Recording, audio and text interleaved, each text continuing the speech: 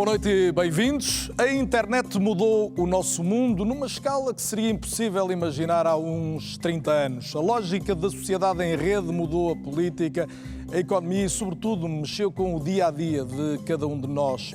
A verdade é que a ideia de uma tecnologia que se desenvolve para nos libertar e aproximar trouxe do outro lado da moeda o risco de um sistema de controle dos nossos movimentos, das nossas escolhas, da nossa vida. É por isso que perguntamos esta noite no Fronteiras 21, em direto na televisão pública e numa parceria com a Fundação Francisco Manuel dos Santos, se a privacidade é possível, se de alguma forma a privacidade ainda é possível.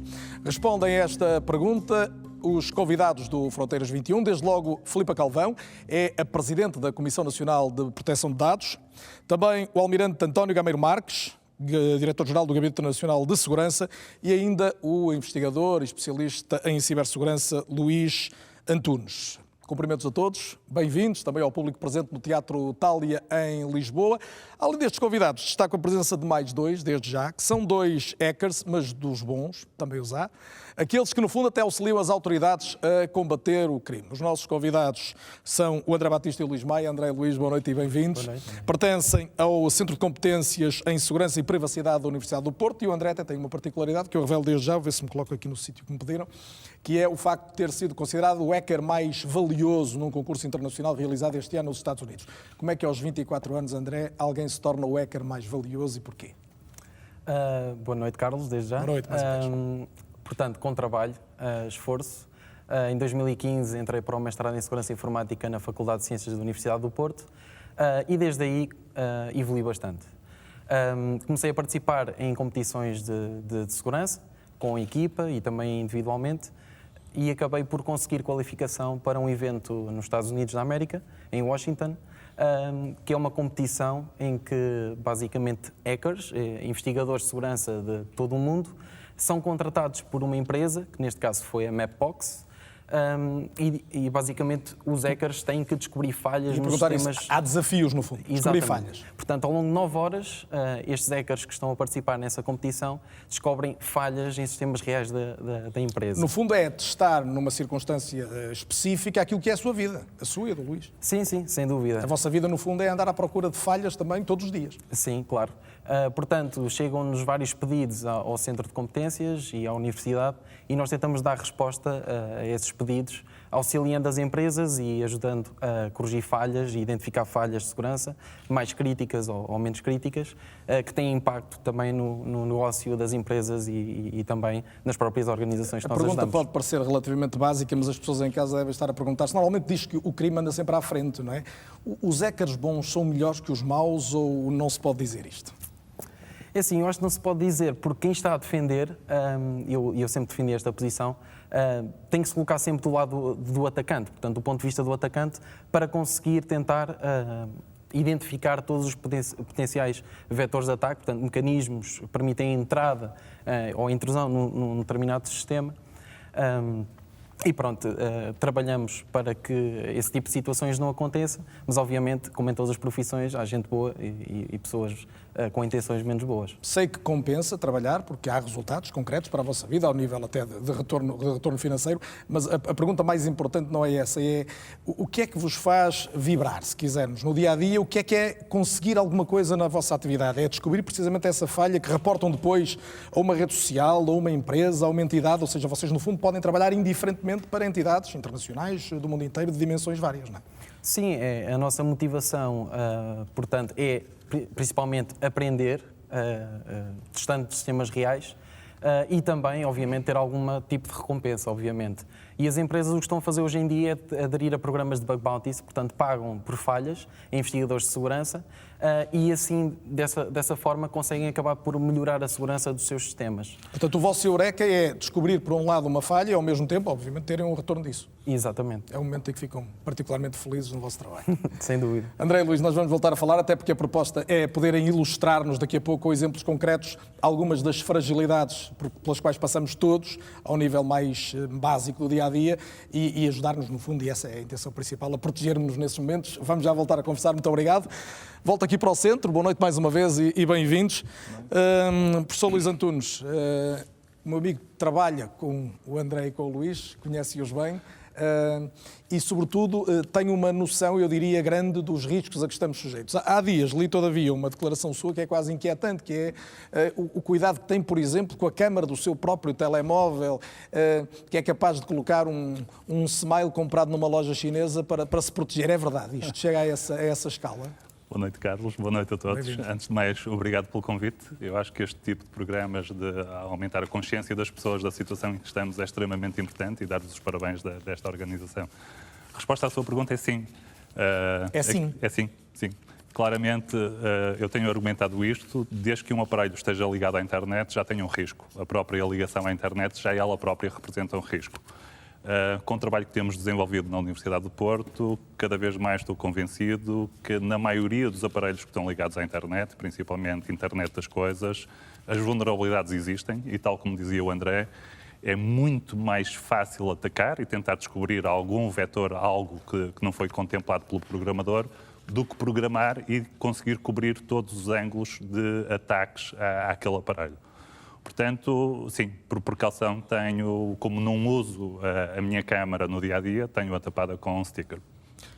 Nós temos um telefone portátil, que é um pequeno computador, um smartphone, temos um computador de secretária, muitos de nós ainda têm, outros já nem tanto. Temos agora smart TVs em casa que também vivem de uma ligação direta à net. Tudo isto são riscos idênticos ou há variantes? Não, há variantes. E há variantes muito importantes e é muito importante as pessoas lá em casa perceberem isso e principalmente a nível de decisão política também perceberem isso.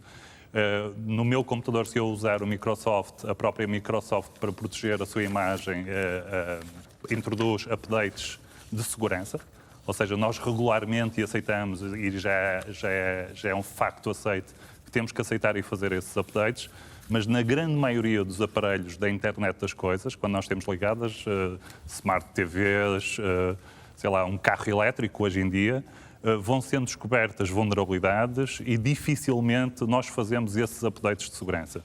O que significa que ao fim de 1 ano, 2 anos, se não fizermos esses updates, claramente nós temos em casa um aparelho que pode ser servido para montar uma escuta dentro da nossa sala de estar. E o que o Luís Antunes está a dizer, mais do que para o utilizador, é para as entidades de um país, entidades oficiais, possam ter esses cuidados. Sim, possam ter esses cuidados e de alguma forma produzir alguma regulação e forçar que os produtores deste hardware e quem desenvolve os sistemas operativos seja obrigado a fazer esses updates de segurança e disponibilizá-los, obviamente. Sr. Almirante António Gameiro Marques, boa noite. Isto faz parte das preocupações, estes exemplos muito concretos, que fazem parte da nossa vida todos os dias, todos ligamos uma televisão, vamos tendo alguns mais um carro elétrico, o smartphone, faz parte das preocupações do Gabinete Nacional de Segurança? Boa noite, Carlos. Boa noite também a todos. Bem-vindo mais uma vez. Agradeço o convite e a oportunidade que nos dão de partilhar um pouco com o público o que nós, no Gabinete, onde funciona como uma subdireção-geral o Centro Nacional de Cibersegurança, qual é a nossa preocupação. Sim, faz parte. Eu, a esse propósito, e pegando na deixa do professor Luís Antunes, partilhava convosco um evento que ontem recebemos de um produtor de aspiradores daqueles robôs que em casa, enfim, aspiram a casa, que é um IoT, é um dispositivo ligado à internet, suscetível de ser comandado pelo seu dono, através de um smartphone, mas que também tem uma câmara e tem uma vulnerabilidade identificada, que pode comprometer a câmara e o aspirador, além de fazer aquilo que é suposto fazer, que é aspirar a casa, também vigia de forma irregular ou ilegítima o espaço, a privacidade da pessoa, portanto, violando a privacidade, que é, aliás, o tema fulcral. Vamos ter que viver agora com este jogo de gato e rato? Parece-me que sim, mas há um conjunto de coisas que podemos fazer para mitigar essa situação. E elas, se me permite, podem ser resumidas em cinco coisas. Uma delas o professor Luís Antunes já disse. É fundamental que todas as pessoas, quer nas organizações, quer nas suas próprias casas, tenham, na medida do possível, os seus sistemas atualizados. há um problema que já discutimos até entre nós os dois, desses dispositivos IoT, internet das coisas, que são pequenos dispositivos, por exemplo, uma pequena câmara que está num espaço, um detector de incêndios, um detector de temperatura ou de umidade, pode ser um dispositivo IoT que, se não for concebido para ter a segurança by design, portanto, na sua gênese conceptual, pode não só fazer aquilo para o qual foi concebido, mas também fazer outras coisas que violam a privacidade da pessoa. Portanto, a atualização é um dos pontos. A atualização é um dos pontos. Tentar atualizar o mais possível. Porque as grandes empresas, quando atualizam, é porque... Falou em 5 casos e disse só sinteticamente, vamos ter tempo depois para atalhar, se calhar, alguns deles. Esse é um deles. O segundo é comportamental. Não publiquem nos redes sociais e no social media em geral coisas que digam respeito a vocês próprios. Eu costumo dizer, ninguém vai para o centro... Não se publica outra coisa, Sr. Carlos, mas as pessoas têm que pensar se fariam aqui no espaço físico.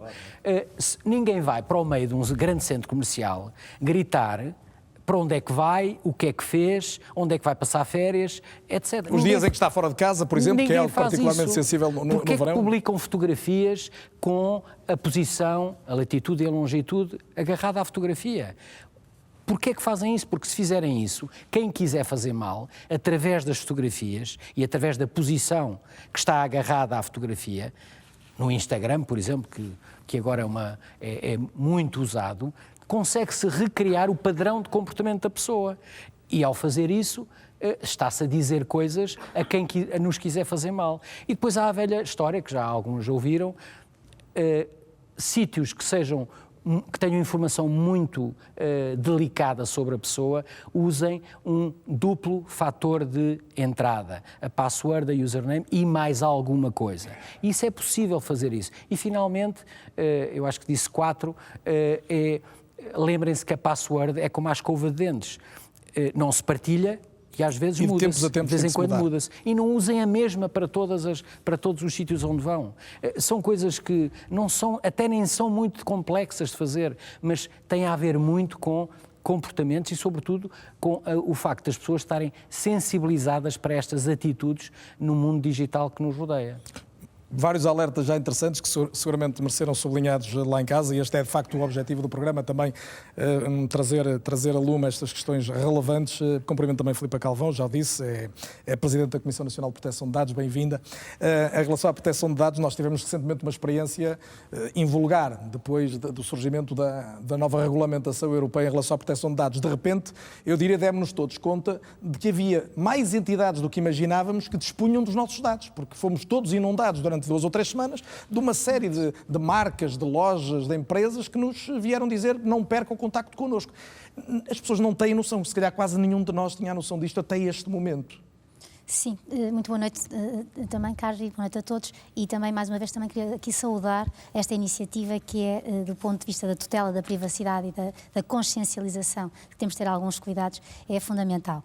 É verdade, esta alteração do quadro jurídico europeu de proteção de dados veio pôr em foco, enfim, veio chamar a atenção para o facto de haver muitas empresas, muitas organizações, não apenas empresas, mas também organismos públicos, que têm dados sobre nós, que guardam informação connosco relacionada e que ao longo da vida, porque na verdade a tecnologia já vem existindo, mas já antes de aparecer a internet já havia recolha de informação, não é? A tecnologia só vem facilitar a recolha e o relacionamento dessa informação, que ao longo da vida foram recolhendo dados sobre nós e que de repente começámos a perceber que eles estão de facto a ser utilizados. A verdade é que as empresas têm bases de dados que vão acumulando informação e aquela chuva de e-mails que recebemos todos na semana de 25 de maio foi só, diria, a ponta do iceberg, não é? Uma pequena demonstração. Mas estamos mais protegidos hoje de quê? Eu não sei se estamos mais protegidos, estamos mais conscientes, porventura, de que há tratamento de dados pessoais, que há gente que recolhe, que processa, que relaciona a informação sobre cada um de nós.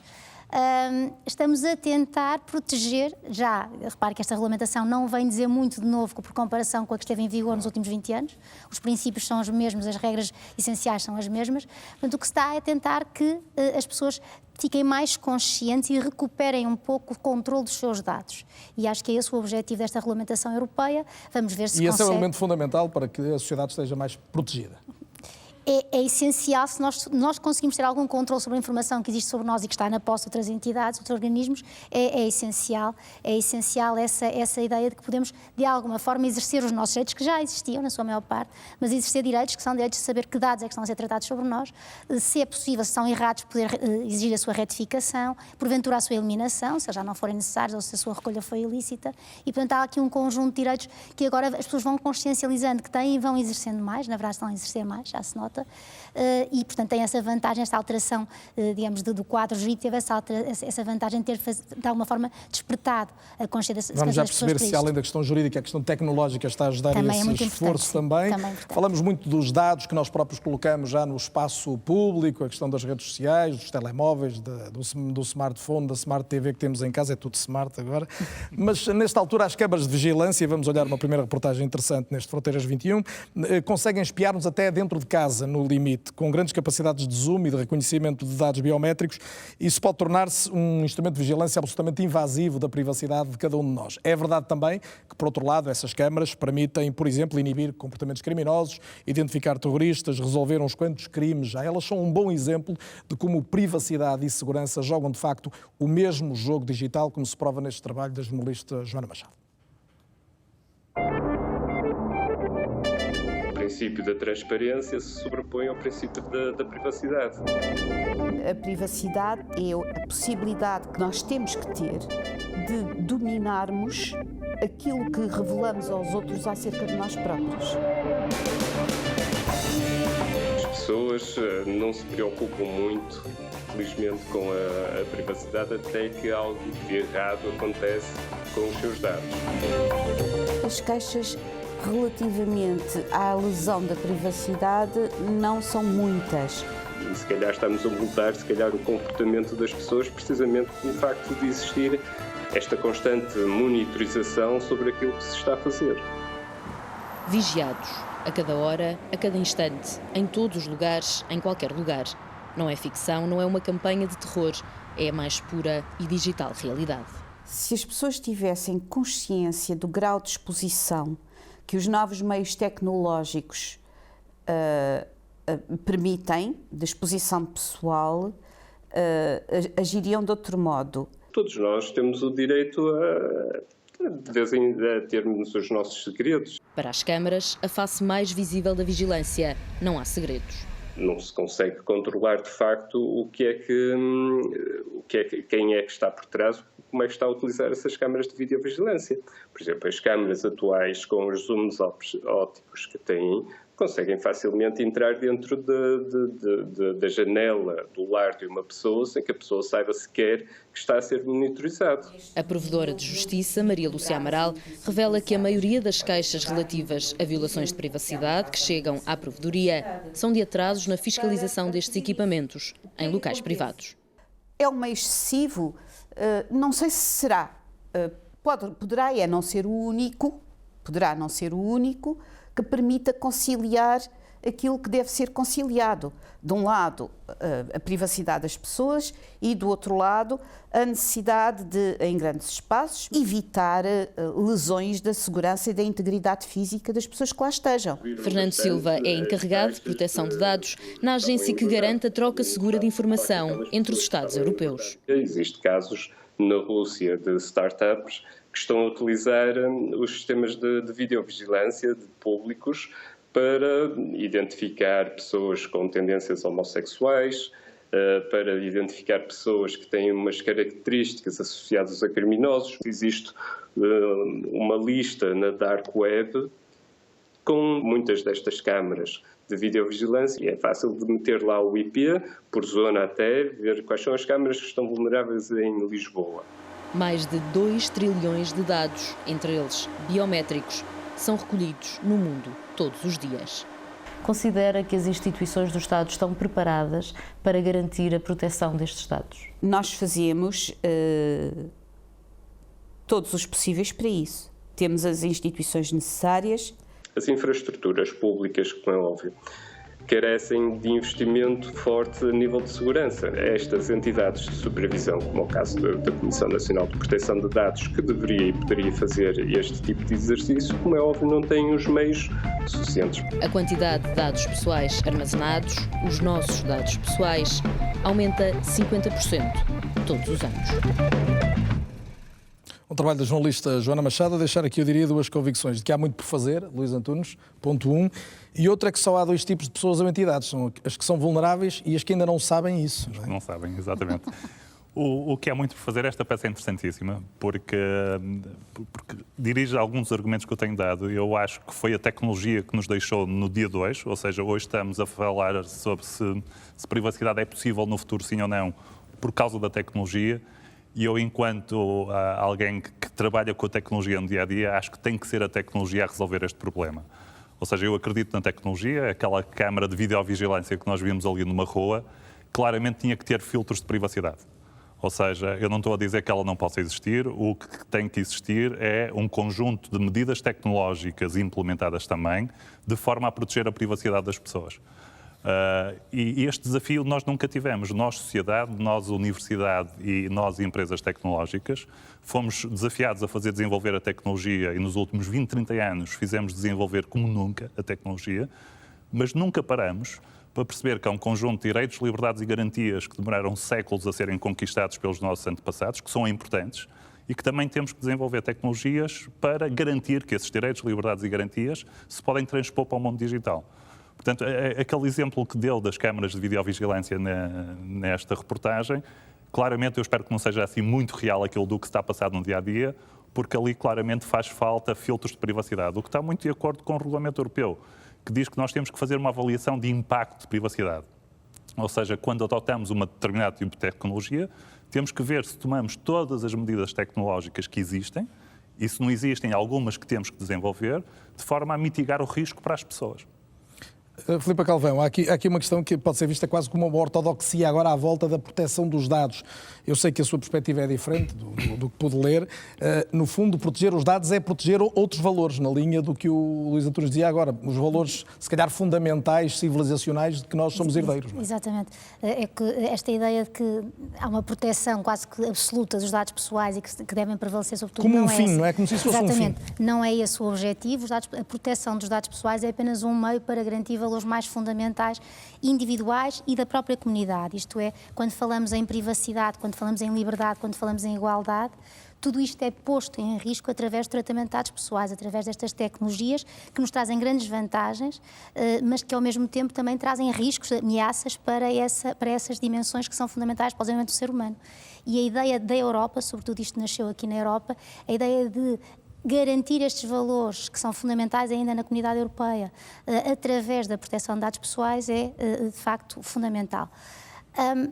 Outro aspecto importante, já agora na sequência do que estava a dizer o Luís e na sequência também do que vimos das intervenções que vimos nesta reportagem, é que de facto há aqui esta ideia de é preciso garantir outros valores na sociedade, isto só por si, garantir os direitos fundamentais, destes direitos fundamentais não é suficiente para vivermos bem em comunidade, é preciso garantir a segurança, mas a segurança também não é um valor absoluto e, portanto, a segurança também tem que ser alcançada na medida do possível, sem abafar, sem atropelar estas dimensões fundamentais, não é? E por isso é que, como dizia o Luís, é preciso fazer esta avaliação, no fundo, uma lógica de prevenção de risco. Vamos ver destas soluções todas que se podem utilizar, seja por empresas, seja pelo Estado, por parte do Estado, estas soluções todas, vamos ver quais são aquelas que têm menos impacto sobre os direitos dos cidadãos, como é que se consegue, por via da tecnologia, muitas vezes, conseguir minimizar isso. E às vezes a tecnologia pode não chegar. Podemos chegar à conclusão que é preciso abdicar de um nível ótimo de satisfação do interesse público e segurança para conseguir salvaguardar um conjunto de direitos fundamentais, designadamente a liberdade e a privacidade. Vamos ter daqui a pouco exemplos dos riscos que corremos, exemplos concretos. Já o disse no início do programa, estão aqui dois hackers, o Luís Maia e o André Batista, são do Centro de Competências em Segurança e Privacidade da Universidade do Porto. Eles a todo momento vão dar-nos exemplos muito concretos de como é fácil alguém chegar ao nosso mundo privado, vamos dizer assim, e este estes exemplos que vão ser trazidos poderiam ser úteis para esta parte da conversa, mas podemos antecipá-la, Almirante Gameiro Marques, nesta ideia. Lembrando que o senhor lidera o Gabinete Nacional de Segurança, que tem hoje um braço muito específico para a questão da cibersegurança, que é o Centro Nacional de Cibersegurança, que ainda não fez 4 anos, portanto estamos ainda, diria, no início de um caminho, não é? E a pergunta que eu lhe faço é o mais genérica possível, mas pedindo uma resposta muito concreta. Para quem está em casa, o que é que Portugal está a fazer verdadeiramente em termos de cibersegurança? De que maneira é que se estrutura a cibersegurança em Portugal? A maneira como estamos organizados, portanto, nós de cima para baixo dependemos do Primeiro-Ministro através da Sra. Ministra da Presidência e da Moderação Administrativa. E porquê? Porque consideramos que a questão da cibersegurança é algo que é transversal à sociedade e, portanto, não deveria estar especificamente numa área governativa. Isso, aliás, foi amplamente debatido na Comissão Instaladora do Centro Nacional de Cibersegurança, da qual eu fiz parte em 2012. E, portanto, parece-lhe uma solução boa. Não só por estar envolvido, parece-lhe uma boa solução essa. Parece-me uma boa solução. Há países que adotaram esta solução, há outros que os colocaram no Ministério da Justiça, como é o caso da Holanda, no Ministério da Economia, privilegiando o fator económico da cibersegurança, mas isso foi amplamente debatido e ficou assim.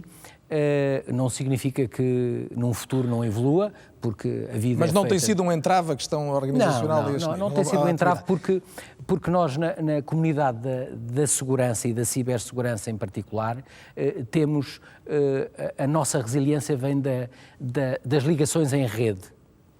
Entre quem? As ligações em rede são institucionais e são informais. As informais talvez são aquelas que são mais eficazes.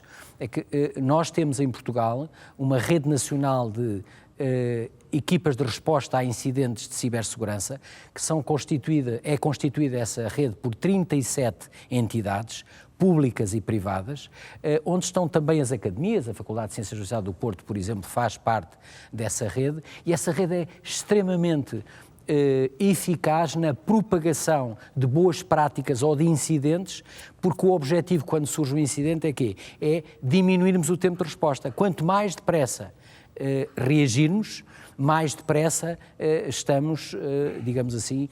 Portanto, há uma resposta a um nível de proximidade, a um nível micro. Exatamente. Mas depois há a rede a um nível mais elevado e que deste ecossistema em Portugal fazem parte 4 entidades. O Centro Nacional de Cibersegurança, a Unidade de Combate ao Cibercrime de Polícia Judiciária, a UNC3T, uma unidade que os Serviços de Informações da República também têm ligados a estes temas, e o Centro de Ciberdefesa.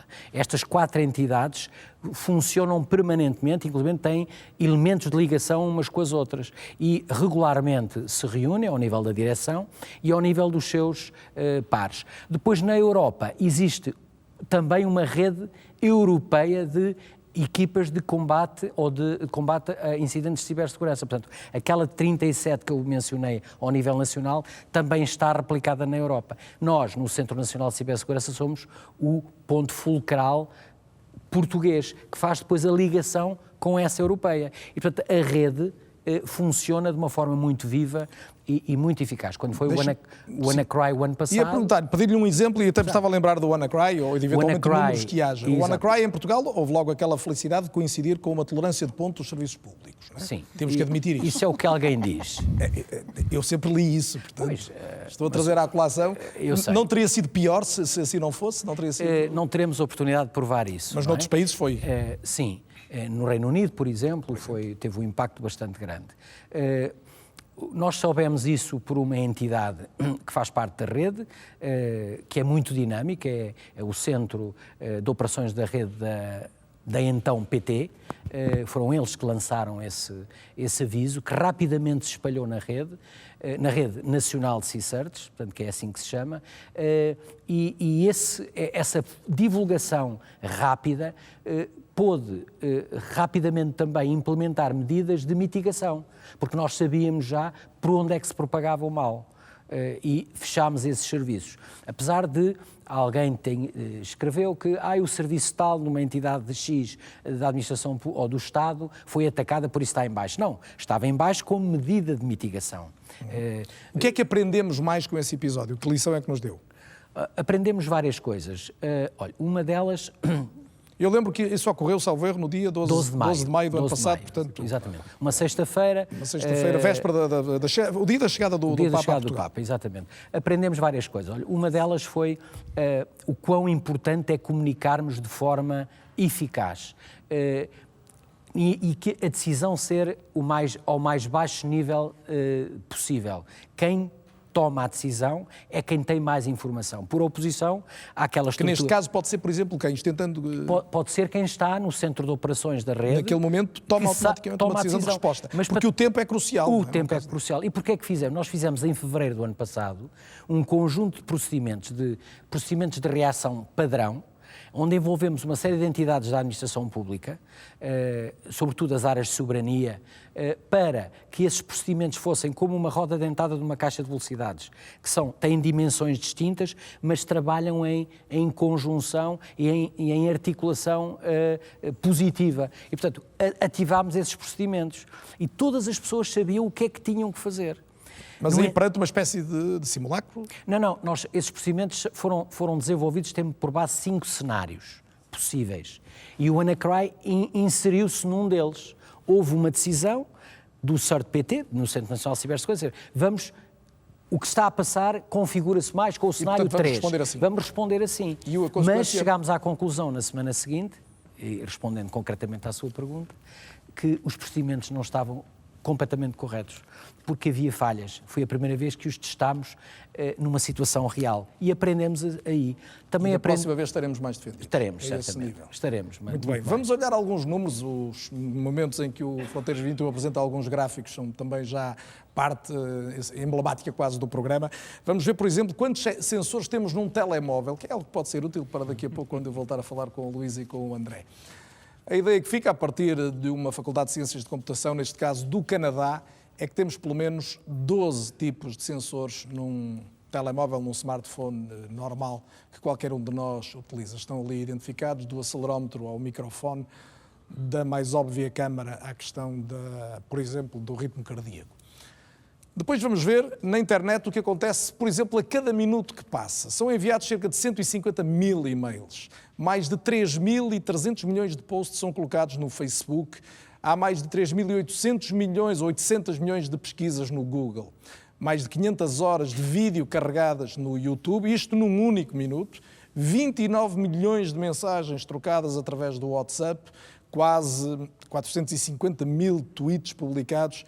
E mais de 65 mil fotografias carregadas no Instagram. Isto é a tal exposição da nossa vida, em alguns casos, noutras apenas a troca de informação, mas sensível em alguns casos e suscetível de ser violada. Os países com mais dados expostos são, e não espanta, também países grandes e onde a dimensão tecnológica é grande, a China e os Estados Unidos à frente dos demais. No caso europeu, a Holanda é o primeiro destes países e estes são alguns dos dados que vale a pena reter desde já. Busco agora, num exemplo recente, uma das preocupações maiores, a questão Cambridge Analytica, Facebook, a utilização de dados de milhões de pessoas que levaram à queda dessa empresa. Ora, esteve recentemente em Portugal uma das pessoas que denunciaram o caso Cambridge Analytica, a antiga diretora da empresa, Brittany Kaiser. Ela disse à RTP, numa entrevista exclusiva ao jornalista Luís Miguel Loureiro, que o mundo precisava de um abanão para perceber um pouco mais quanto vale a pegada digital de cada um de nós. I think the most important issue to address in this conversation is that right now we do not have the right to own the digital assets that we produce every day. So as someone who's worked in human rights law, both academically and in practice, I believe that we should be looking towards a legislative and regulatory framework where individuals have the right to own these digital assets that they produce on a day-to-day basis, whether it be their location data or the content that they upload to platforms and share on social media, or the conversations that they're having with people on their phone, on their computers, communications, what they search for. All of this is very valuable to governments, to advertisers, and to organizations that are happy to pay for this. What kind of value are we talking about? The amount of data that we produce every day has now created the most valuable asset class on Earth. We now are reaching a point where we've created multi-trillion-dollar companies, or even companies worth hundreds of billions of dollars, and almost their entire value is made up of the digital assets of individuals. Right now, we've reached a point where we can no longer trust that companies and governments have our best interests at heart. We need to hold them accountable. And the best way to do that, again, I come from a legal background, is to create laws and a regulatory framework that empower individuals. So whether access and control over your digital assets becomes a human right, or whether the digital assets that you produce every day become your property. I suppose that your attitude with the Cambridge Analytica scandal is an act of activism and is a political act. Do you think that these political acts or actions can produce really also a better world in terms of awareness of everyone? I think that there had to be a global event that disturbed people enough for them to care. The last time that people cared about how their data was collected was when whistleblower Edward Snowden exposed the PRISM project. So for a new data crisis, so to say, being the spark of what makes people care again, you know, a lot of positive can come out of that. And already over the past few months, we've seen governments caring, we've seen companies start to change some of their terms and conditions and start to implement new technology to provide transparency and opt-in infrastructure for people. So I'm, in a way, I couldn't be disappointed about everything that happened because I think a lot of good is going to be produced out of it. Às vezes é preciso, Filipa Calvão, acontecer qualquer coisa difícil e mesmo muito má para que o mundo tome consciência de que tem que mudar. Há um mundo antes da Cambridge Analytica e outro depois? Há seguramente um mundo antes da coisa de acontecer connosco, a exposição dos nossos dados, que há pouco dizia o Fernando Silva naquela primeira peça, e depois disso. Ou seja, de facto, a Cambridge Analytica teve esse lado positivo, se quisermos ver nisto um lado positivo, que é de percebermos que expomos diariamente os nossos dados e expomos voluntariamente, no caso de parte dos utilizadores de Facebook, noutro caso, simplesmente porque somos amigos de utilizadores de Facebook que decidiram expor os seus próprios dados, os nossos dados também foram expostos. Tem esta dupla dimensão e tem há de facto esta consciência que a informação é utilizada por empresas, por universidades, em alguns casos por universidades no âmbito de investigação, mas que é utilizada para depois, enfim, realizar dinheiro, no fundo, realizar dinheiro e, neste caso concreto, criação de perfis que depois permitia direcionamento de marketing político ou até manipulação de informação para manipular a própria vontade, a formação da vontade política de cada um dos utilizadores. E, nessa medida, também esta consequência curiosa que é a utilização de dados pessoais para abanar estruturas da democracia, que é um lado também interessante. Luís Antunes, em Portugal, todavia, embora tenhamos a ideia de que 60 e tal mil portugueses acabaram por ser atingidos neste fenómeno, porventura não o sentiram diretamente. Muitos, obviamente, não o sabem sequer. Precisamos de um abanão cá para aumentar a sensibilização das pessoas, ou percebemos, por exemplo, que o Brexit teve uma influência deste tipo de atividades, que a eleição de Trump marca também um momento, é suficiente para todos estarmos mais despertos? Sim, eu espero que nós que não seja preciso. Isso, que possamos aprender com os erros dos outros e não ter que sofrer na pele isto. Aqui neste caso, deixa-me dar-lhe a resposta a dois tempos, Carlos. Eu sou muito crítico da parte de tecnologia porque nós nos esquecemos de desenvolver a parte de proteção de privacidade, mas agora deixa-me defender a tecnologia. O problema aqui foi quando as ciências sociais perceberam o que é que podiam fazer com a tecnologia. Quando um psicólogo percebeu que podia fazer um inquérito através do Facebook, vender às pessoas que lhe ia dizer o que é que foi no passado, um cão ou um gato, mas na prática estava a traçar o perfil psicológico da pessoa e ver até que ponto é que a conseguia manipular ou não. Portanto, este problema foi a ligação das ciências sociais com a tecnologia. Agora, uma resposta um bocadinho mais séria. É o vulnerável tornar-se manipulável. Manipulável, exatamente. Esta ativista que nós vimos, esta entrevista, eu acho muito interessante, porque eu acho que esta nova geração que trabalha e que nasceu no digital está mais preocupada do que a minha geração com o futuro que eu vou e a sociedade que eu vou deixar aos meus filhos. Eu acho que nós todos, a geração em que eu estou, 40, 50 anos, temos que entregar à geração que vem a seguir uma sociedade melhor do que aquela que nós recebemos. E neste momento não estamos, a perspectiva é que não o vamos fazer. E não o vamos fazer porque estamos de alguma forma, a prescindir de um conjunto de direitos e de garantias que demoraram séculos a serem conquistados, e não podemos, de um momento para o outro, dizer, ok, isto agora não é importante. E, portanto, eu tenho alguma esperança com estes ativistas nascidos digitais, que nós possamos aprender com os erros dos outros e, enquanto sociedade, consigamos corrigir a tempo ainda nós, erro. esses que estamos numa Ainda geração nós, mais à frente. Vamos ver se ajudamos a que se corrijam algum desses erros com exemplos. E de repente eu pego num telemóvel e ouve-se o cacarejar de uma galinha. Isto parece-me coisa do André e do Luís, não sei se posso dizer isto desta forma. Os meus amigos assumem esta intromissão aqui no alinhamento do programa. Isto demonstra uma vulnerabilidade. É evidente que este telemóvel que eu tenho aqui foi preparado para que isto acontecesse. Eu incluí aqui um jogo também que aparentemente é a causa, o descarregar deste jogo é a causa próxima de vocês terem conseguido fazer isto e poderem fazer mais qualquer coisa. Sim, esse telemóvel foi comprometido intencionalmente. Nós entregámos este telemóvel ao Carlos há bocado e dissemos que íamos pagar Pega uma lá nisto e vai ver o que lhe vai acontecer. Não é? Sim, portanto a ideia é demonstrarmos, as pessoas às vezes já estão-me a espiar, mas o que é possível fazer? Portanto, há vários mecanismos de ataque, portanto vários vetores. No entanto, um dos mais comuns é as pessoas às vezes aparecer publicidade e instalarem qualquer tipo de software, não portanto, só no smartphone. Este jogo que vocês instalaram para fazermos esta simulação, no fundo, dar este alerta, é algo que eu podia ter feito naturalmente descarregando um jogo banal com os números para me divertir durante uns minutos. Exatamente, portanto é possível, neste caso, neste contexto que é um smartphone Android, é possível infectar uma aplicação de forma a que pareça que é original, mas por trás tem uma backdoor, permite o acesso remoto ao dispositivo, mesmo estando bloqueado. Portanto, nós há bocado também gravámos... O cacarejar da galinha, a partir Sim. do jogo, vocês Sim. remotamente conseguiram fazer isso. Exatamente, tocámos áudio, neste caso só para assustar. E agora também gravámos, na intervenção anterior, gravámos também áudio, que vamos agora reproduzir no computador. Podemos também tocar no telemóvel. Play, ó.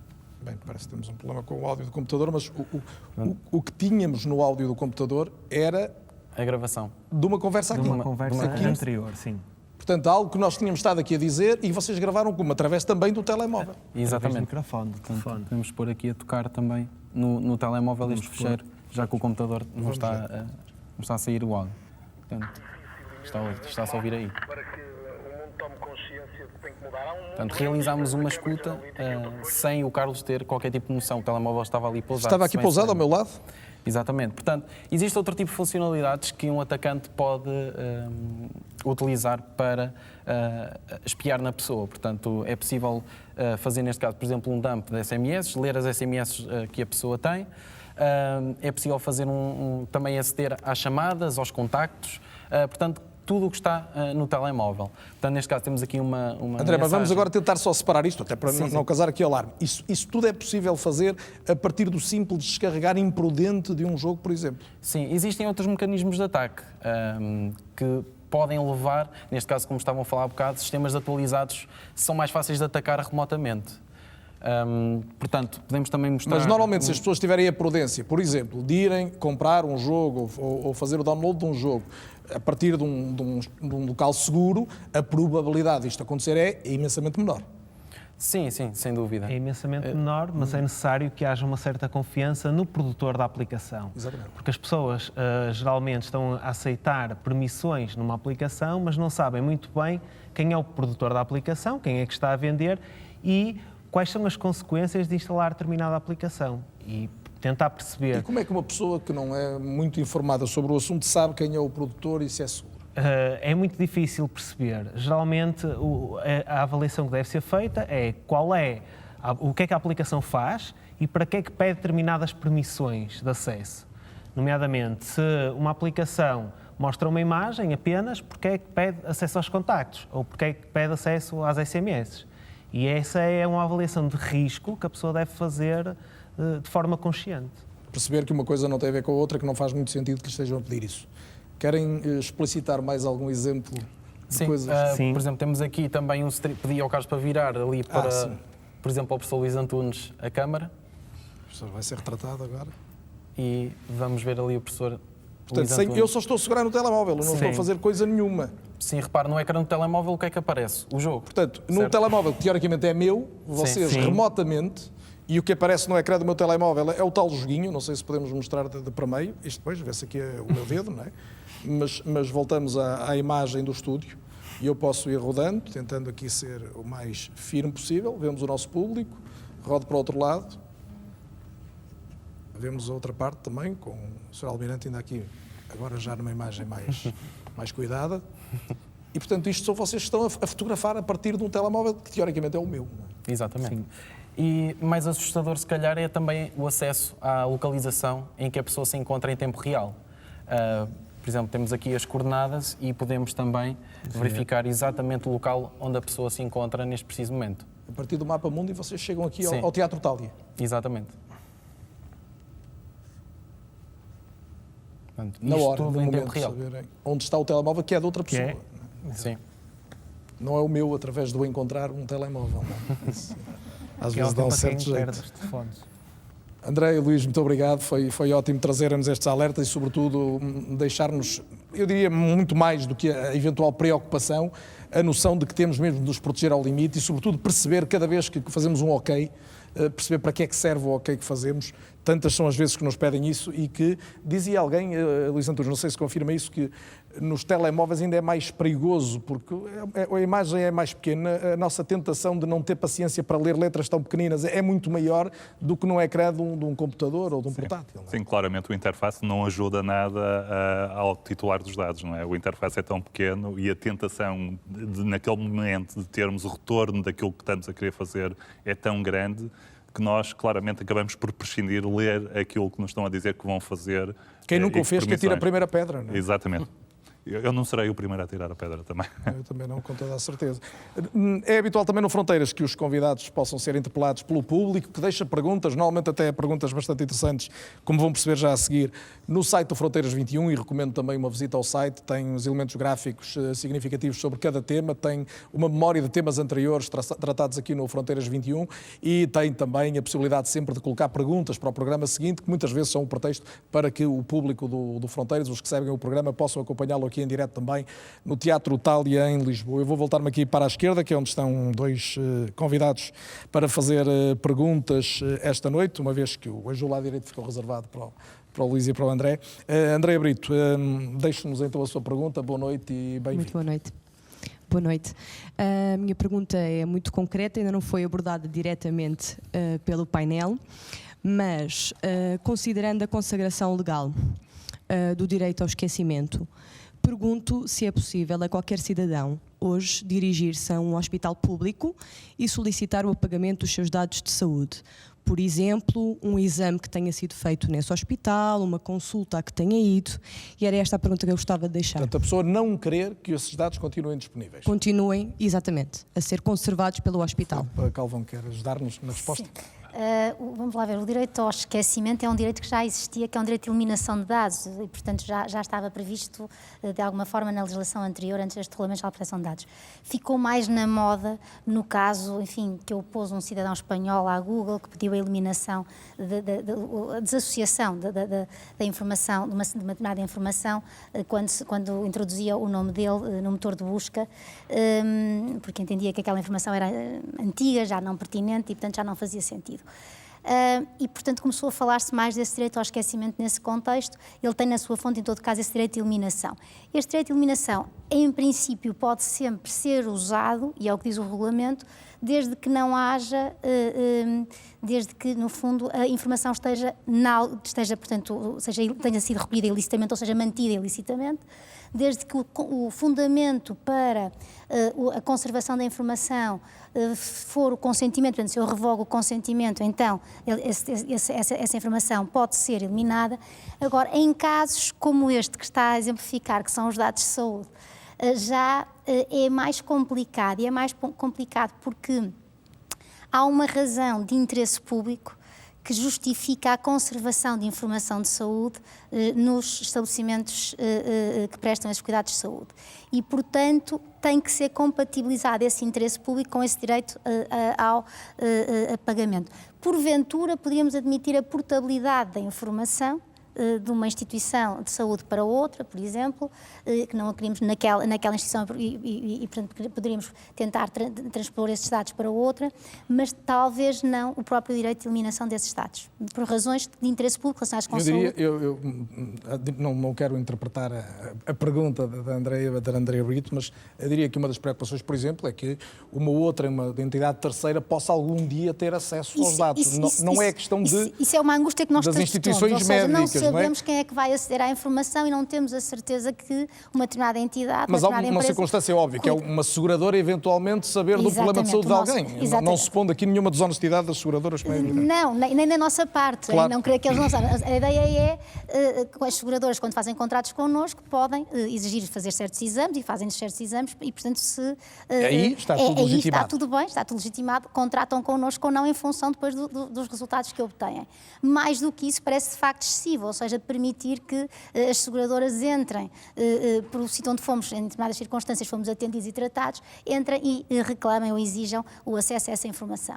E isso já cai no domínio da proteção de dados. Tudo isto cai no domínio da proteção de dados e a ideia é, de facto, e tem que ser esta, é que a informação que está numa instituição de saúde não é, em princípio, para ser exposta ou transmitida ou comunicada a terceiros, não é? Nem sequer, ou só com muito especiais cautelas, mesmo para investigação científica, por exemplo. Supõe o consentimento dos doentes, se não estiverem vivos, ou então, enfim, circunstâncias excepcionais, atestadas, que justifiquem uma análise de informação, mas em princípio aqui entra a tecnologia, que a investigação, por exemplo, possa ser feita com base numa anonimização, ou numa codificação, numa pseudonimização dessa informação, que não permita a quem está a investigar saber exatamente a quem diz respeito à informação. Muito bem, acho que está esclarecida a questão da Andrea. Oliveira Dias, também convidado de Fronteiras 21, boa noite e muito obrigado pela sua pergunta. Muito obrigado, Carlos, boa noite.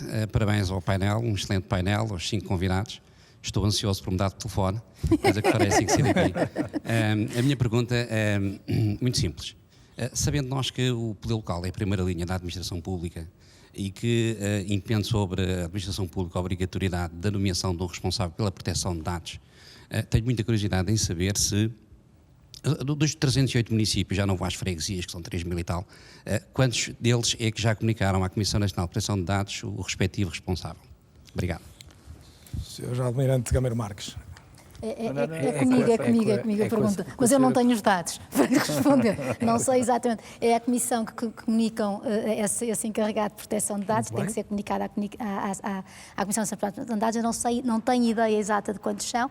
Há, em todo o caso, a possibilidade de partilhar o encarregado de proteção de dados e, portanto, não haver este ónus sobre cada freguesia, sobre cada freguesia, portanto, de terem que cada um deles ter um encarregado de proteção de dados. O que me parece é que isso era uma coisa boa para o nosso Governo e para a nossa Assembleia da República agora ponderarem nesta lei do orçamento. O que era importante era preverem um procedimento que permitisse, procedimento de contratação desses encarregados de proteção de dados, que permitisse, ou designação, que permitisse esta partilha de recursos, porque na verdade é uma partilha de recursos e precisa de um enquadramento legal diferente para facilitar essa possibilidade de partilhar o mesmo encarregado de proteção de dados. Isto é um problema na administração local, mas não é só na administração local, porque de facto onde há menos meios, e portanto pode haver, ou poderá haver menos meios, portanto pode haver dificuldade em disporem. Portanto, temos uma nova profissão criada pela lei. Temos uma nova profissão criada, exatamente. Mas não tem que valer já não sei quantos mil lugares, pode ser menos. Pode ser menos, sim. Pode ser alguém dentro de cada organização, não tem necessariamente de ser contratado. Eu ia virar há pouco para o Sr. Almirante porque lhe ia perguntar se a estratégia que foi desenhada para os próximos 5 anos a este nível se contempla, se a rede que me falava há pouco contempla este tipo de profissionais também. A Estratégia Nacional de Segurança do Ciberespaço, a 2.0, que foi desenvolvida e entregue à tutela para fazer a análise ao nível do Conselho de Ministros no dia 30 de maio, não contempla, nós não temos, digamos, jurisdição sobre a área da professora Filipa Calvão, embora o Conselho que a produz e que gera a execução dessa estratégia vai contemplar um representante da Comissão. Mas eu aproveitava a sua pergunta para Não sabia? Não, continua. Estou a ouvi-lo com muito interesse. Não, é a lei de cibersegurança que foi à votação final na quarta-feira passada na Assembleia da República. Uma das alterações que foi feita, e na nossa opinião muito bem feita, foi a introdução de um elemento da Comissão, porque esta ligação com a proteção de dados é bastante importante. Mas ia aproveitar a minha pergunta? Ia aproveitar a sua pergunta para falar precisamente no poder local. O poder local na área da cibersegurança é algo que nos preocupa muito, preocupa por causa da densidade. Como disse, são 308 câmaras. Aliás, na última conferência que fizemos em Coimbra, a conferência anual de cibersegurança, fizemos-la pela primeira vez fora de Lisboa, numa lógica até de descentralização. Colocámos precisamente às pessoas que estavam no auditório principal, pedir-me ideias de como é que podíamos chegar de forma eficaz às autarquias, porque nós temos a noção que as autarquias têm não só dados pessoais, mas dados muito importantes e que são muito valiosos para quem os quer exfiltrar ilegitimamente, e temos que ter, de facto, medidas muito concretas para, através das associações municipais, nós pensamos em aceder às autarquias com geometria variável, ou seja, as grandes autarquias é numa relação bilateral, mas as mais pequenas vamos ter que ir através das associações municipais. Agora, o objetivo é chegarmos lá, e temos que chegar lá porque esse é o verdadeiro, quer dizer, é o país ao mais ínfimo e relevante aspecto do país, é as autarquias, não é? E é muito difícil nós chegarmos às 308 autarquias no nosso país. Os senhores já seguramente se encontraram noutros fóruns para debater este tipo de assuntos, já se conhecem bem os argumentos uns dos outros, mas Luís Antunes, não resisto a perguntar-lhe, enquanto representante, vamos dizer, do meio da investigação, dos académicos que podem ajudar tecnologicamente este combate, se não tem vontade de reclamar, designadamente dos poderes públicos, maior investimento nesta área. Bem, eu tenho vontade de reclamar o maior investimento genericamente na sociedade, mas nesta área em particular há um problema que é grave. A ideia que nós temos é que ainda estamos, não só em Portugal, porventura na Europa também, já lá vamos alguns dados ilustrativos disso, muito atrás, designadamente, do que acontece nos Estados Unidos. Sim, e eu acho que nós, a um nível mais micro, como diz o Sr. Almirante, temos feito cada um de nós o seu trabalho e temos feito o nosso esforço para convergir.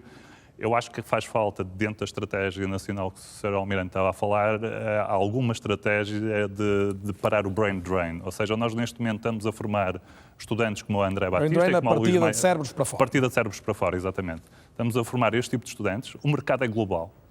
E reparem, quando o André ganha o prémio do hacker do momento à escala global, o mercado, o André está aqui porque tem alguns valores e quer continuar a formar a próxima geração. E ele já disse que quer continuar em Portugal e preferência no Porto a trabalhar. Mas o número de ofertas de emprego que ele já teve para sair do país é impressionante. Portanto, nós claramente, e do ponto de vista de diferenciar este tipo de capacidades dentro da administração pública, continuar com o velho paradigma, estamos todos tabulados pelo mesmo e temos que ser pagos e remunerados por essa tabela. Neste caso, e com a evoluir da tecnologia, deixa de funcionar. Já agora, deixe-me dar-lhe um comentário sobre o estado da administração pública nesta situação. Como a renovação de quadros tem sido tão baixa, a entrada dentro da administração pública tem sido tão baixa, do ponto de vista de tecnologias de informação, os quadros é a minha geração. Os quadros que estão na administração pública estão na faixa etária dos 40 a 50 anos. E para esta área emergente da cibersegurança, nós precisamos de contratar pessoas. Nós precisamos claramente contratar pessoas. E ou temos uma estratégia de começar a contratar e interiorizar isto dentro da administração pública, ou então pode correr francamente mal. Sr. Almirante, quer dizer alguma coisa sobre isto? Eu quero, porque a estratégia, e o professor Luís Antunes bem sabe, tem 3 objetivos estratégicos. Um deles é precisamente a questão dos recursos humanos, a produção e a retenção. Há aqui 2 pontos: contratação para a administração pública, para termos full-time gente a trabalhar nesta área e evitar que alguns dos melhores que são formados em Portugal possam não estar cá. Precisamente por isso é que eu falei na produção e na retenção de talentos. E veja, uma estratégia é feita para fazer face a desafios, a ameaças. E essa é claramente uma ameaça. Nós próprios, no Centro Nacional de Cibersegurança, o nosso maior desafio é contratarmos e conseguirmos obter pessoas... Mas tem garantias de que vai poder contratar? Os jornalistas gostam de insistir nesse tipo de questão. Eu garantias não tenho nada. Ainda tenho garantia que amanhã vou estar vivo, quanto mais garantias... Não, mas refere isso como uma prioridade. Mas é uma prioridade. é uma prioridade. Se me permite, Sr. Almirante, é a nossa luta. É tentar arranjar, enfim, garantias que se quisessem, ou seja, procurar recursos. Nós estamos desesperados por recursos qualificados, porque temos poucos, os que são qualificados temos muito poucos trabalhadores em geral na administração pública e nesta área, então, onde de facto os melhores não estão na administração pública, ou podem não estar, estão alguns, mas não estão todos, estão muito no mercado e nós não temos maneira de ir ao mercado buscá-los porque não temos condições de contratação nesta fase. Mas é fundamental, é a vossa responsabilidade também reclamar esse tipo de Carlos, circunstâncias. se me permite, eu completamente alinhado com a professora Filipa Galvão, no entanto, nós no centro achamos que temos que ter uma estratégia diferente, fora da caixa. E o que vamos tentar fazer, e até porque é importante para compreender os fenómenos do ciberespaço, nós não precisamos apenas de pessoas da área tecnológica, porque o ciberespaço é um sítio de comportamentos. As pessoas muitas vezes comportam-se no ciberespaço como gostariam de se comportar e não podem comportar no mundo físico. Portanto, precisamos também de pessoas de outras áreas científicas que muitas vezes têm baixa empregabilidade. E, portanto, a nossa estratégia que estamos a montar, e já falei isso com a minha tutela, é, usando a nossa capacidade de formar pessoas, porque temos capacidade de as formar em boas escolas até europeias, angariar pessoas dessas áreas de menor empregabilidade, desde que tenham um determinado padrão de pensamento, enfim, que nós podemos capturar através portanto, do recrutamento, dos processos de recrutamento, e formá-los para serem também e trabalharem com os hackers bons, que lá temos alguns. Vou aproveitar a sua deixa, Posso só Luís. contribuir uma coisa e de uma forma desagregada, porque não pertence a nenhuma das instituições, embora colabore com ambas. Eu acho que a mudança de paradigma do ponto de vista da Comissão Nacional de Proteção de Dados, de deixar de ser um órgão de notificação para ser um órgão mais de inspeção, eu acho que é completamente urgente olharmos para os quadros da CNPD e reforçarmos os quadros da CNPD.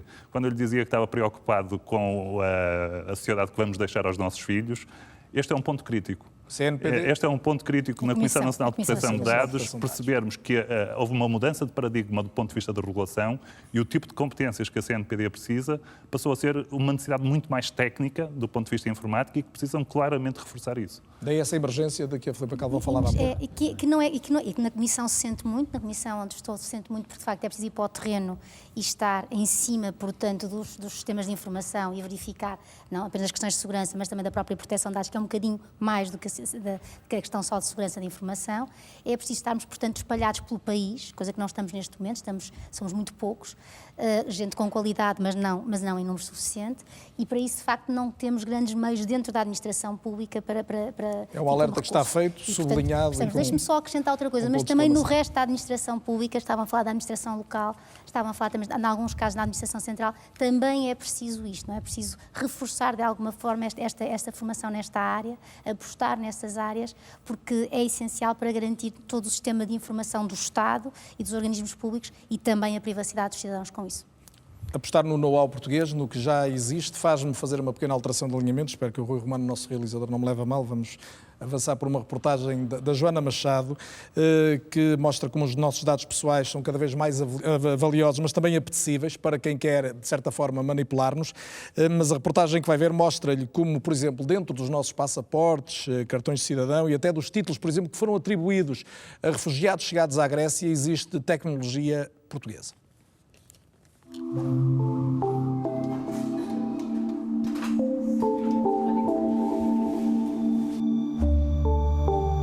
Para nós todos que damos isto por adquirido, parece-nos que os documentos de identificação são uma coisa com a qual já nascemos. Enfim, hoje em dia, os próprios cartões de cidadão são dados logo nas maternidades.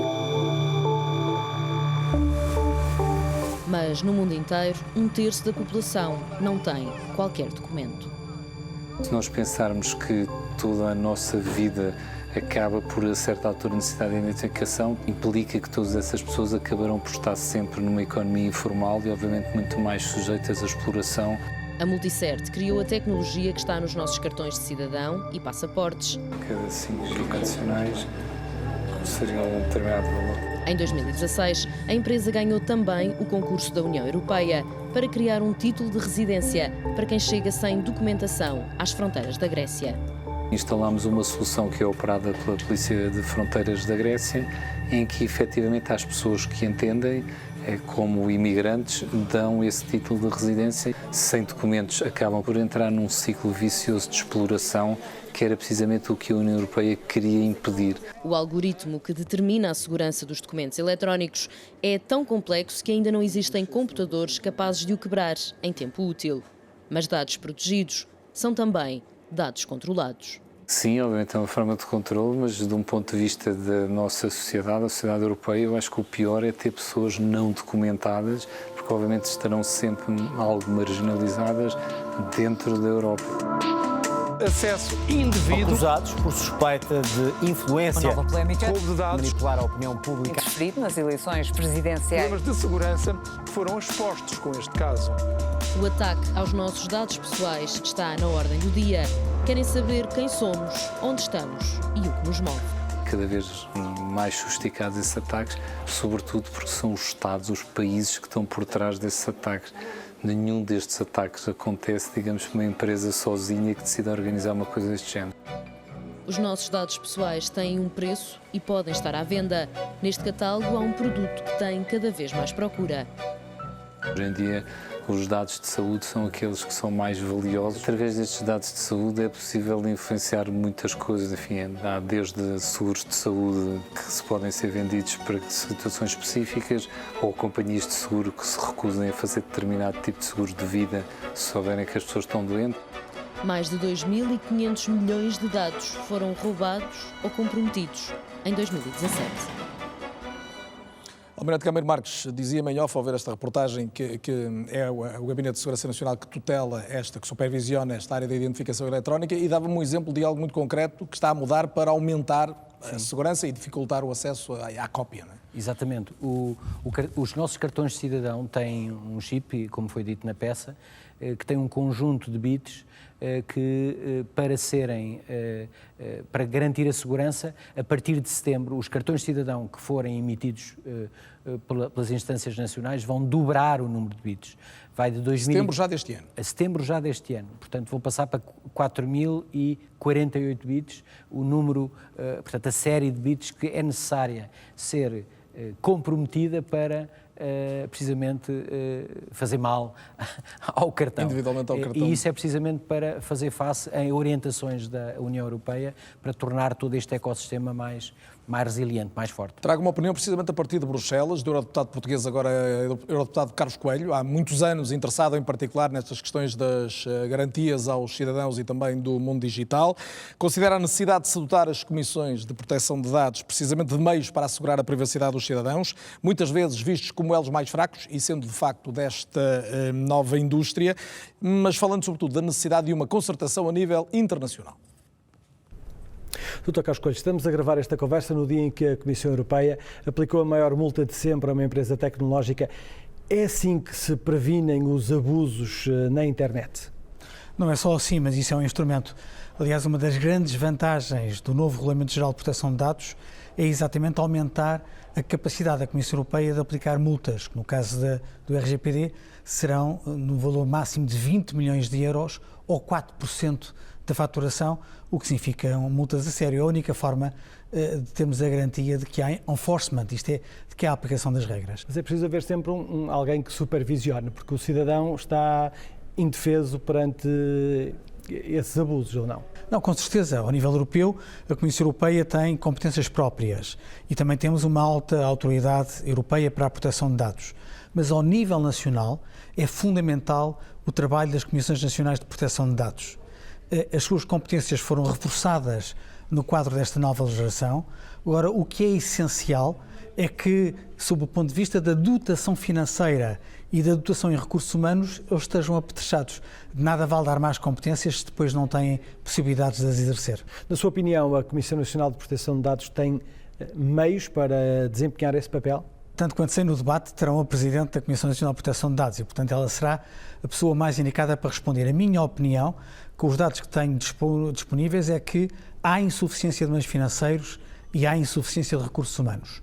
E nós não devíamos olhar para estes instrumentos como qualquer coisa de facultativa. Em bom rigor, a proteção dos dados pessoais é uma extensão das nossas liberdades fundamentais. E, portanto, o Estado e os poderes públicos deviam olhar para estes órgãos, para estas instituições, como elementos fundamentais para garantir aos cidadãos que os seus direitos fundamentais, neste caso, que a proteção dos seus dados está assegurada. Em 2001, o senhor foi o relator principal do relatório Bechelon, que alertava para alguns dos perigos da internet. Passados quase 17 anos, foram tomadas medidas para prevenir esses perigos? Não houve uma reação estruturada ao nível da Generalidade dos Estados-membros da União para prevenir esse tipo de intromissões. E hoje estamos confrontados com, como disse, a repetição de alguns fenómenos que têm muito a ver com aquilo que se passou. Repare, na década de 90, quase há 30 anos, o então subdiretor da CIA confirmava que eles tinham a capacidade de interceptar comunicações no valor de 1 milhão em cada 30 minutos, ou seja, 48 milhões de comunicações. Estamos a falar de telefones, estamos a falar de e-mails, na altura estávamos a falar de faxes, de cabos submarinos, de satélites, etc. Se repare, se há 30 anos a NSA e a CIA tinham a capacidade de analisar 48 milhões de comunicações por dia, o que é que não poderão fazer hoje, 30 anos mais tarde, e com dispositivos tecnológicos muito mais sofisticados? Há forma de contrariar isso, esse medo, esse receio? Não, a única forma é, ao nível internacional, é aquilo que são democracias assentarem num código de conduta. Repare, eu não acho que seja impossível violar a nossa privacidade, até em nome do combate ao crime, um telefonema nosso, uma carta, um e-mail, se houver uma tutela judicial. Isto é, o Estado de Direito tem que ter instrumentos para proteger o interesse comum. E, portanto, o direito à nossa privacidade pode ser limitado em nome de valores mais altos se houver tutela judicial.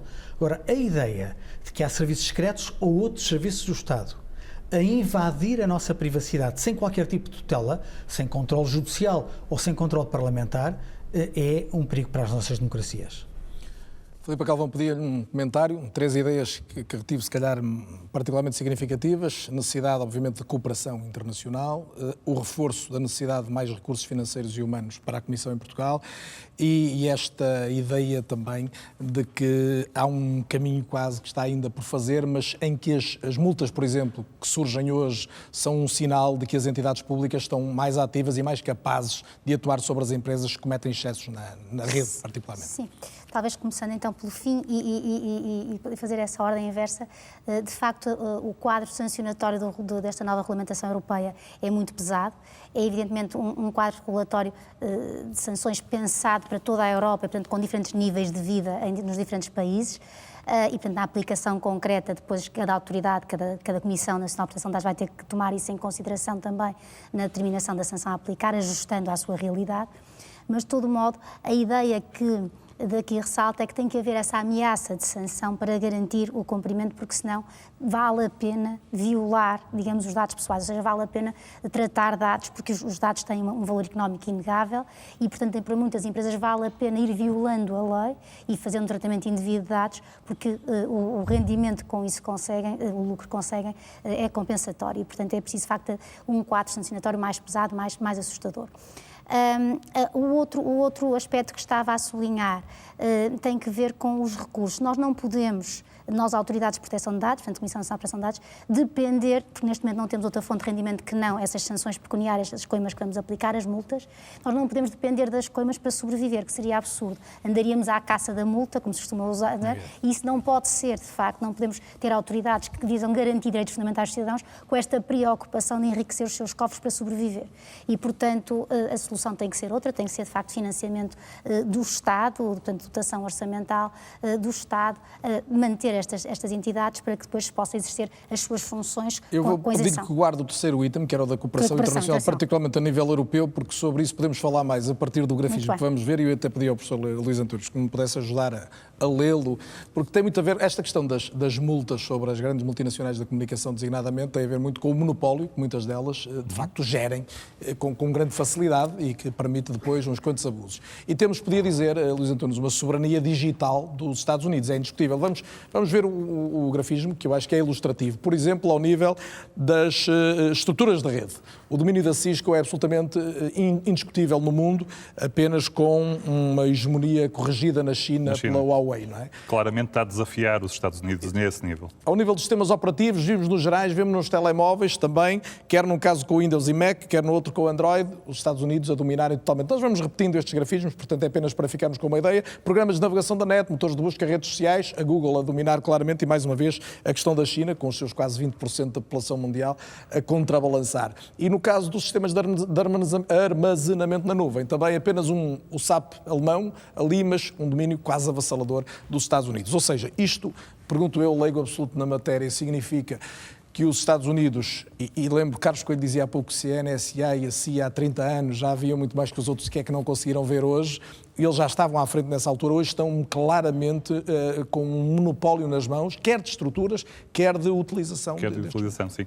Isto tem sido uma preocupação também grande do Sr. Almirante Gameiro Marques e esta apresentação eu suponho até que tenha tido origem no Sr. Almirante, mas deixe-me dizer-lhe, seguindo o seu raciocínio, nós estamos a mudar até de paradigma, porque nós agora temos entidades, que são estas empresas tecnológicas, que têm uma capacidade operacional no ciberespaço muito superior a alguns países.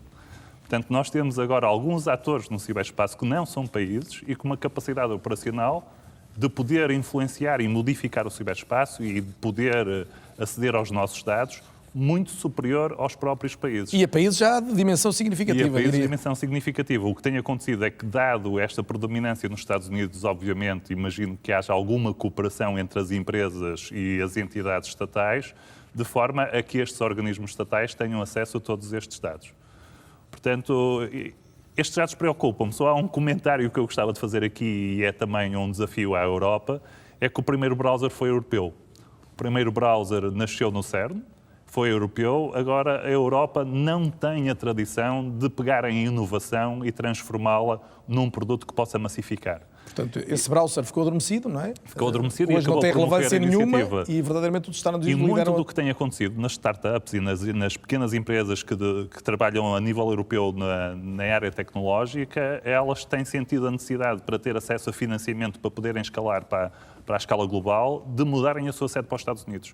Tem acontecido mesmo muito, empresas nascidas do ponto de vista de inovação e transferência de tecnologia no espaço europeu e que acabam por transferir a sua sede. Portanto, em síntese, a Europa, e em particular a Europa, nos interessa porque estamos aqui, não está na pré-história, está apenas a gatinhar neste... Está a gatinhar e o pouco que faz bem do ponto de vista de inovação e transferência de tecnologia acaba por nunca tirar partido desse investimento que faz. Já agora deixa-me só dar um exemplo, Carlos, eu não sabia que iam falar do cartão de cidadão, eu tenho que dizer isto, senão no centro de investigação a que pertenço vão-me fazer uma maldade, que é no cartão de cidadão, o Inesctec no Porto foi quem fez, num protocolo com a Empresa Nacional Casa da Moeda, o algoritmo de match on card, ou seja, o algoritmo de biometria. Quando nós, num órgão policial, pomos o dedo e há um match com o que está dentro, a minúcia que está dentro do cartão, é a inovação portuguesa, ou seja, é um produto português desenvolvido por jovens portugueses, mais uma vez, que nós temos que segurar cá. E enquadra naquilo que eu lhe disse, nós não temos uma grande tradição de pegar nisto e depois tentar escalar estes produtos que temos feito e que têm passado várias certificações internacionais. E escalar é uma boa expressão, porque estamos num programa chamado Fronteiras e se o digital, Sr. Almirante, trouxe alguma coisa, foi o fim de fronteiras, isto que o professor Luís Antunes agora dizia, mesmo os riscos, né, de absorção de know-how, de um país não ter hoje uma capacidade para se opor, mesmo um país de dimensão significativa, a uma empresa tecnológica de topo, é a soberania no limite que está em causa, é a democracia, é a liberdade, é a soberania. A soberania, como nós costumamos dizer, também se joga no ciberespaço. E a Europa, nos artefactos fundamentais do ciberespaço, não tem, como aliás os gráficos mostraram, qualquer soberania. E aquilo que a Europa está a fazer é desenvolver regulamentação centrada no cidadão, para o proteger em relação a essa hegemonia de empresas norte-americanas, e era importante que não misturássemos aqui o Estado norte-americano com as empresas norte-americanas, não é? Acho que não devemos cautelosamente colocar tudo no mesmo caldeirão, não é? Mas vai quase dar ao mesmo. Como eu segui poderei explicar, mas não me parece, porque há empresas daquelas norte-americanas que estão, por exemplo, ali, que têm preocupações europeias e colocam cá e desenvolvem cá centros de dados para garantir que os dados europeus e dos cidadãos europeus estão em solo europeu.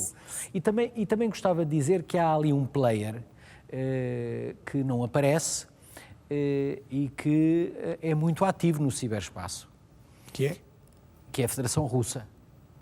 Sim, mas nós sabemos que é. Que é a Federação Russa, quer dizer, na peça parece que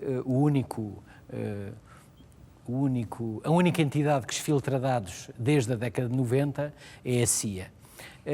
E nós temos evidências reiteradas que o grande país de dimensão continental que está no leste europeu. Já aqui fizemos um programa sobre ameaças de guerra no mundo e esse caso foi particularmente sublinhado. Eles usam o ciberespaço na continuação da sua ação física. Claro. Exatamente. O senhor partilha daquela ideia que até António Guterres trouxe a público de que uma próxima guerra terá como origem um ciberataque? 2008, Jogos Olímpicos na China, a Federação Russa invadiu a Geórgia e antes, para limpar o espectro eletromagnético e tudo o que era redes, precedeu o ataque cinético com carros de combate com um grande ataque cibernético. Estamos a falar de 2008. Estávamos todos entretidos com os Jogos Olímpicos na China. E alguém percebeu isso? Há escritos disso, não é? Está aprovado, é histórico. Sim. Só mesmo para uma nota, precisamos avançar muito. Só tal nota, porque eu estava a dizer que o Sr. Almirante dizia bem, as empresas norte-americanas não é o mesmo que o Estado e não se confundem com o Estado. É verdade, mas depois temos o Estado norte-americano a exigir às empresas, mesmo aquelas que têm sede na Europa, mas porque integram os grupos societários que têm a casa-mãe nos Estados Unidos, que cedam os dados dos europeus, que cá estão, em território da União Europeia, que cedam esses Estados ou que permitam que esses Estados sejam analisados pelas certas autoridades norte-americanas. E esse é o tal ponto da cooperação internacional, retomando aquilo que há pouco o eurodeputado Casco estava a dizer, o tal ponto da cooperação internacional que é fundamental. É fundamental dentro da Europa, evidentemente, e nós só conseguimos funcionar assim, mas é também fundamental com os outros Estados, com Estados do resto do mundo. Aliás, há uma série de acordos que o Estado português e os Estados da União Europeia vão celebrando com outros Estados, também nesta lógica de promoção da proteção de dados ou da segurança da informação, e que a troca de informação se dê de acordo com regras de Estado de Direito, que há pouco referia, e há um braço de ferro grande com os Estados Unidos, onde não há um direito à proteção de dados, e portanto há a privacidade, mas a privacidade só tem valor nas relações comerciais, na medida em que tem, enfim, significa uma certa mais-valia de um produto ou serviço. Do ponto de vista de privacidade do cidadão perante o Estado, é quase nulo. O último olhar deste programa é para o futuro, é fatal que o façamos, olhamos temas que nos desafiam no presente, mas com os olhos no futuro, e no futuro próximo disto terá de haver mesmo um código, uma lei para regular o direito patrimonial dos dados. Fatalmente poderá haver até um pagamento pelos dados de que possamos decidir dispor publicamente, e novas leis irão surgir para que ditadores, diz de países, mas porque não de algumas empresas também, não usem os dados disponíveis para limitar esses direitos, liberdades e garantias de que tantas vezes se fala. É uma reflexão sobre este novo tempo que está numa reportagem realizada em França, a partir de uma escola tecnológica, mas filosófica também, uma reportagem da correspondente da RTP, Rosário Salgueiro. Maxime Sbailly, aos 32 anos, assumiu a direção-geral de um dos mais importantes grupos de reflexão em França.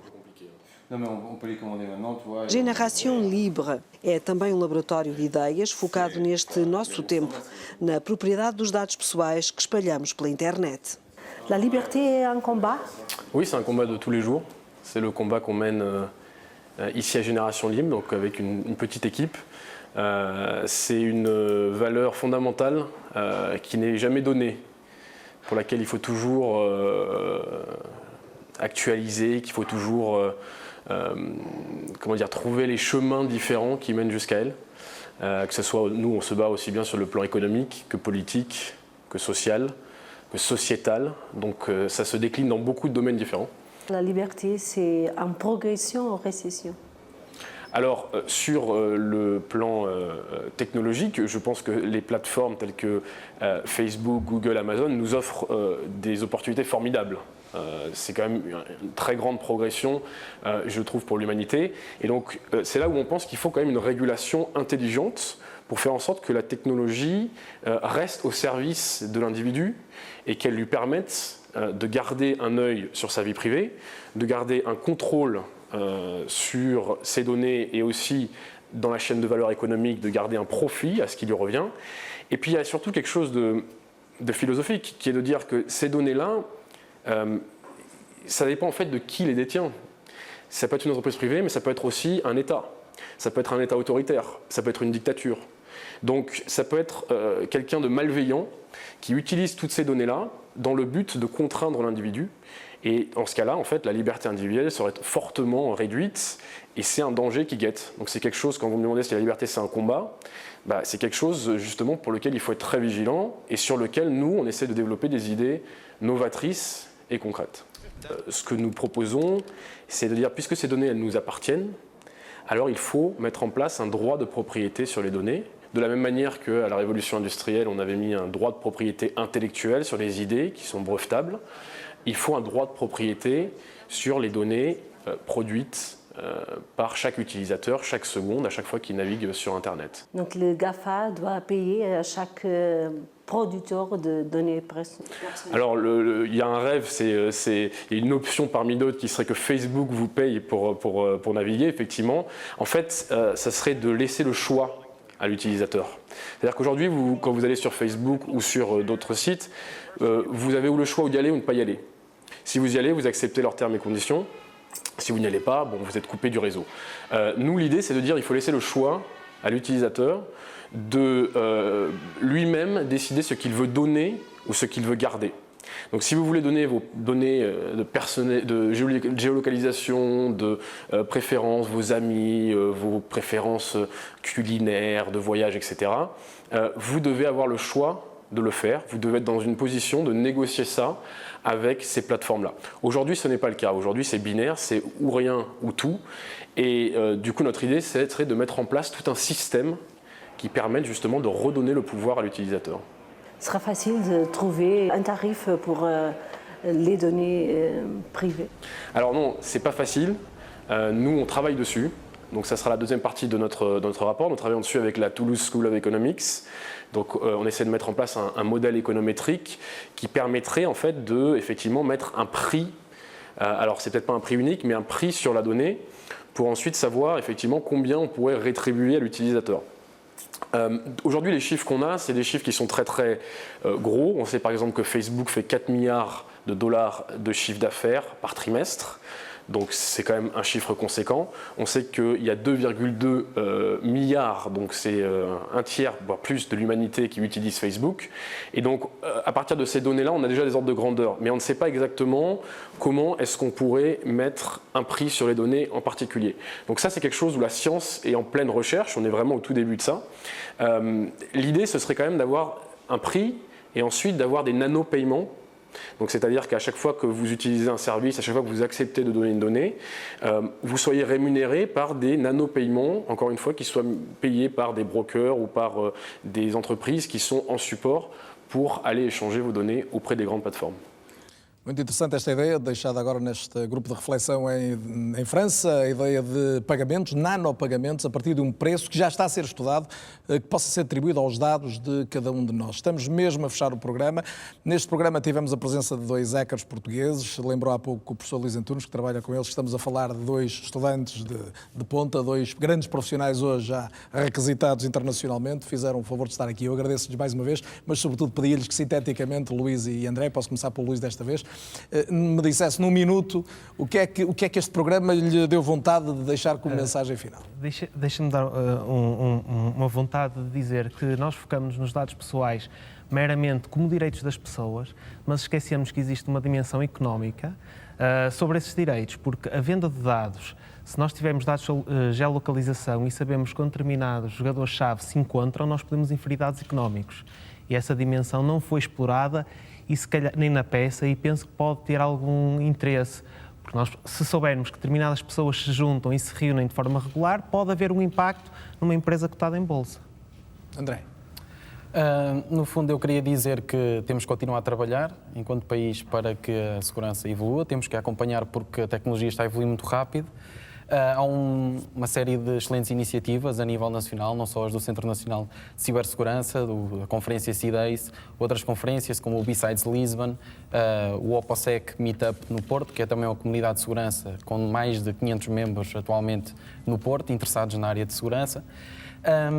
E em relação aos dados, acho que é importante que as pessoas tenham a consciência daquilo que partilham nas redes sociais, o software que utilizam, porque, no fundo, os perfis digitais, tanto valor têm para as empresas e outro tipo de organizações, são uma extensão da nossa própria identidade. Sem dúvida, um aviso que fica do André Batista. Luís Maia, mais uma vez, obrigado. Um exemplo de gente que Portugal forma, está a rentabilizar. Precisamos de mais como eles e que fiquem cá também. Ao longo destes 90 minutos em que estivemos aqui no Fronteiras 21, posso deixar 3 dados interessantes. Mais de 1.300.000 pessoas sofreram violação de dados pessoais online. Houve 250.000 ataques maliciosos de malware e houve umas 5.400 pessoas que foram atingidas mesmo por um ciberataque com um pedido de resgate. Isto acontece a cada 90 minutos, terá acontecido também ao longo dos últimos 90, mas o que aconteceu aqui foi uma mensagem que ficou de alerta, mas também de esperança, de como a tecnologia e a lei podem ajudar a que o nosso mundo seja mais seguro e a nossa privacidade mais protegida. Agradeço a presença dos convidados, Filipe Calvão, Luís Antunes e do Almirante Gameiro Marques. Muito obrigado, foi um gosto tê-los cá, espero que voltem um dia. Boa noite, sobretudo para si também, muito obrigado por mais uma vez ter acompanhado Fronteiras 21, temas que desafiam Portugal e o mundo. Vamos parar em agosto, apenas um mês para férias, estamos de volta em setembro. Boa noite e até lá.